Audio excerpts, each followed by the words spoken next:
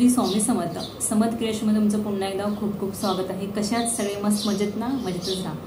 मी आज तुम्हाला एक वेगळाच व्हिडिओ घेऊन आलेला आहे तुमच्यासाठी, म्हणजे बेबी बॉय सिम्पटम। मला 2 मुलगे आहेत, एक मुलगा माझा 4 वर्षाचा आहे आणि दुसरा 4 महिन्याचा आहे। माझ्या प्रेग्नन्सीमध्ये जे मला सिम्पटम होते बॉय होण्यासाठी, बॉय म्हणजे मला मुलगा झाला त्याचे सिम्पटम होते, ते मी तुम्हाला माझ्या 9 मंथमध्ये जे सिम्पटम होते ते तुम्हाला मी शेअर करणार आहे। कारण की हा व्हिडिओ शेअर करण्याचं कारण असं की मला इंस्टाग्रामला खूप मेसेज येतात की सिम्पटम सांगा वगैरे, म्हणून मी तुमच्यासाठी आज व्हिडिओ बनवते। मुलगा मुलगी असं काही नाही, मला पण पहिला मुलगा आहे आणि माझी अपेक्षा होती की मला मुलगी व्हावी, पण मला मुलगा झाला। प्रत्येकाची काही ना अपेक्षा असते की मुलगा असेल तर मुलगी पाहिजे, मुलगीचा मुलगा असेल, काही ना काही अपेक्षा असते। आजकाल असं नाही की मुलगीच पाहिजे मुलगा पाहिजे, असं पण चेंज झाले। काही काहींची मेंटॅलिटी आहे अजून तशी आणि काहींची नाही। म्हणजे मुलगा असू दे की मुलगी, आपण फक्त एवढंच प्रार्थना करायची की मुलगा असू दे की मुलगी ते हेल्दी यावं, ह्या जगामध्ये हेल्दी बेबी यावं, एवढंच अपेक्षा करायची।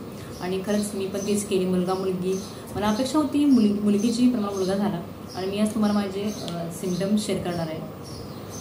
चला तर मग सुरू करूया आता व्हिडिओला। मी तुम्हाला आता माझे सिम्पटम्स सांगते। जेव्हा मी माझी प्रेग्नन्सी कन्फर्म झाली फर्स्ट प्रेग्नन्सीच्या टायमाला, तेव्हा मी सोनोग्राफी केली 6 वीकमध्ये। जेव्हा बेबी 6 वीकचा होता तेव्हा सोनोग्राफी केली, तेव्हा बाळाचे हार्टबीट 148 BPM होते, म्हणजे 150च्या आतच होते। आणि सेकंड टाईमला पण तेच सेम होते, सेकंड टाईमला 149 होते, म्हणजे सेकंड बेबीच्या टायमाला। हे फर्स्ट प्रेग्नन्सीमध्ये हे सिम्पटम होते। आणि मला असं वॉमिटिंग वगैरे असं काही होत नव्हतं, जास्त फारसं एवढं झालं नाही वॉमिटिंग वगैरे, म्हणजे मळमळ किंवा असं काही सारखं उलटी होणं असं काही फर्स्ट प्रेग्नन्सीला पण झालं नाही, सेकंड प्रेग्नन्सीला पण झालं नाही। प्लस असं खायची इच्छा असं होते ना प्रत्येकाला, डोहाळे बोलतात जे हे खावं ते खावं असं वाटतं, असं सुद्धा मला काही झालं नाही। फक्त फर्स्ट प्रेग्नन्सीच्या वेळेस जेव्हा माझा मोठा मुलगा होता तेव्हा मला फक्त मोदक खायचं वाटत होतं, आणि मी मोदक तेव्हा लॉकडाऊन होता आणि तेव्हा मला मोदक खायची इच्छा व्हायची, आणि मी एकदाच एक 2-3 मोदक खाल्लेले तेवढंच। आणि तेव्हा मला चहा प्यायला आवडत नव्हतं, आणि तेव्हा मी त्या फर्स्ट प्रेग्नन्सीमध्ये चाय प्यायची। कसं असतं ना, प्रेग्नन्सीमध्ये कसं होतं की आपल्याला जी आवडत नाही ना ती गोष्ट खावाशी वाटते, आणि जे आवडते ती खावाशी वाटत नाही असं होतं। आणि नॉनव्हेज तर मी ऑल टाईम खाते, मला प्रेग्नन्सीमध्ये नॉनव्हेज आवडायचंच आणि आता पण आवडतंच। 2 टायमाला पण नॉनव्हेज खाल्ले। माझं वेट फारसं वाढलं नाही, माझं वेट 59,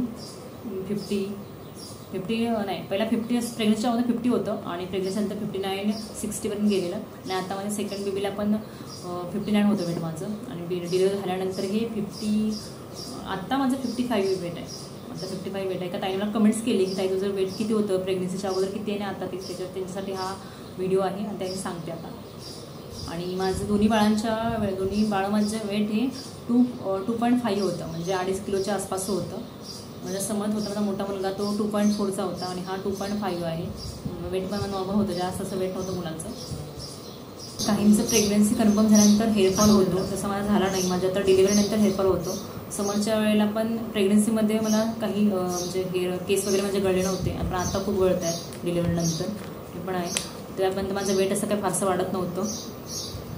मी खायची वगैरे हेल्दी, म्हणजे सगळं हेल्दी फूड्स खायचे, पण माझं वेट काय वाढलं नव्हतं, बाळाचं पण काय वेट वाढतच नव्हतं ते पण।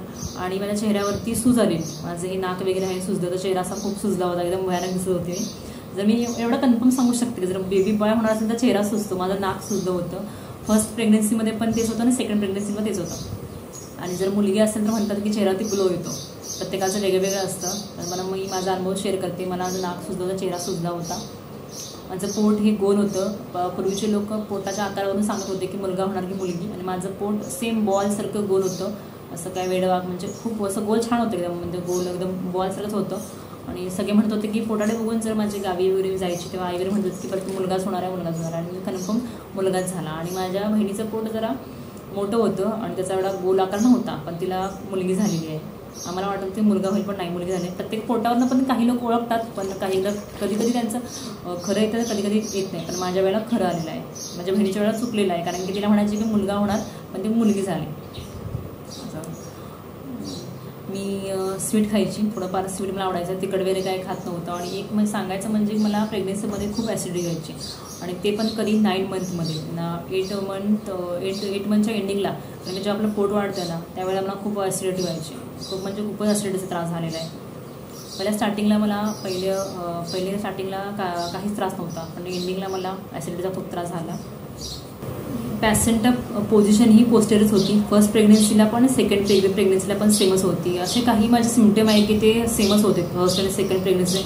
मला तरी आतूनच वाटायचं की मुलगाच होणार आणि मुलगा झाला. आणि जेव्हा आपण प्रेग्नंट असतो तेव्हा आपल्याला आतून पण फील होते की मुलगा असेल किंवा मुलगी असेल. दोन्ही टाईमला पण असं वाटत होतं मला आणि खरोखरच मला मुलगा झाला.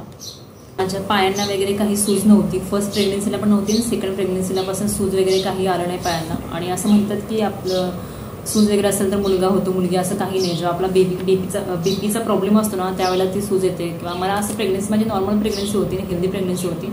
आणि दोन्ही पण डिलिव्हरी नॉर्मल आहेत. मला बीपी, शुगर, थायरॉइड किंवा असं काहीच नव्हतं. नॉर्मल प्रेग्नन्सी होती माझी. काही लोक म्हणतात की बाळाच्या हार्टबीटवरून समजू शकतं मुलगा आहे की मुलगी, पण असं मला वाटत नाही आहे. कारण मी खूप लोकांचे असं सोनोग्राफी पण पाहिले आहेत. माझा स्वतःचा अनुभव आहे, माझ्या बहिणीचा, आणखी काही लोकांचा अनुभव आहे की असं नाही होत. जे मुलगा किंवा मुलगी आहे असं काही सिम्पटम समजत नाही आहे. आणि प्रत्येकाचे सिम्पटम वेगवेगळे असतात. जे आता मला मुलग्याबद्दल सिम्पटम होते ते काहींच्या मुलीसोबत पण असू शकतात. प्रत्येकाचे सिम्पटम वेगवेगळे असतात. जे कोणाच्याही सिम्पटमवरती काही अवलंबून नसतं. जे होणारं बाळ फक्त हेल्दी असतं एवढीच अपेक्षा करा, मुलगा असो मुलगी काहीच फरक पडत नाही. की असं म्हटलं जातं की अमावस्या किंवा पौर्णिमा असेल त्यावेळेस जर आपली ड्यू डेट असेल तर मुलगा होतो मुलगी असं बोललं जातं. तर ते खरं आहे की खोटं? तर मी आज तुम्हाला सांगते की माझा अनुभव, सत्याचा अनुभव सांगते. माझे दोन्ही पण मुलगे आहेत ते अमावस्याला झालेले आहेत. माझा मोठा मुलगा पण ज्या दिवशी अमावस्या होती त्याच्या एक दिवस अगोदर झाला आहे आणि छोटा मुलगा पण ज्या दिवशी अमावस्या होती त्या दिवशी झालेला आहे. प्रत्येकाची ड्यू डेट वेगळ्या वेगळ्या टायमाला असते, असं काही आहे की नाही त्याचं मला माहीतच नाही काय.